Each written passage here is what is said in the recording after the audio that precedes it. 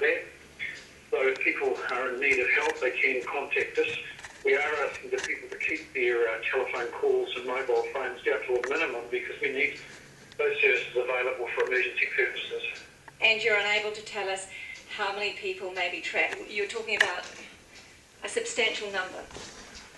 At this stage, there's one main building that has collapsed, and there are people who are on track who contact us to stay within that building. That's one of the major concerns, but within the central city itself, there is a substantial amount of damage, and the process of getting to people and checking those buildings is underway.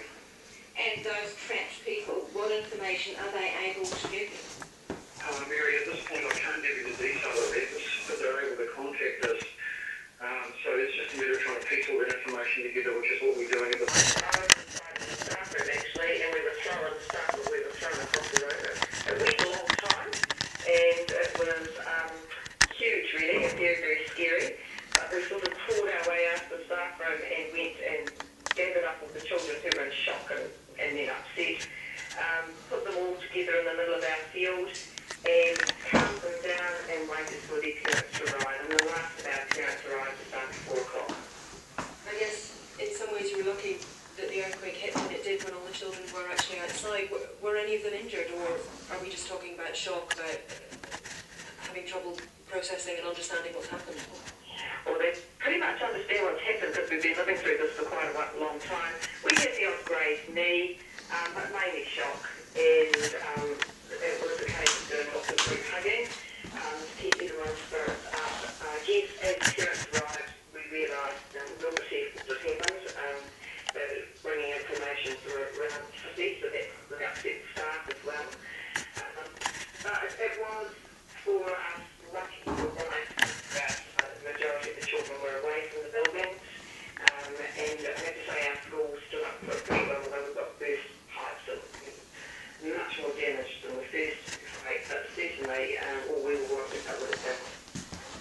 And so in terms of the future, the school's going to be closed for the foreseeable future, is it?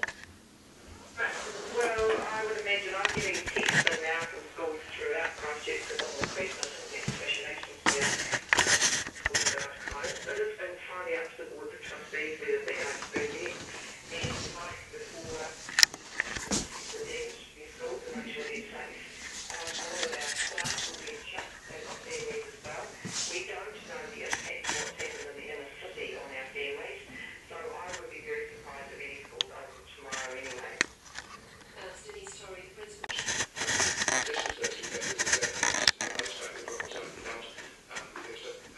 Much larger population exposed on the streets, and unfortunately, the earthquakes, the timing of the earthquake has a big role to play in how many casualties there are. And of course, that's what we were also grateful for. We were exceptionally lucky in September. Perhaps we were a little bit complacent in that because the damage was in buildings and roads and infrastructure, and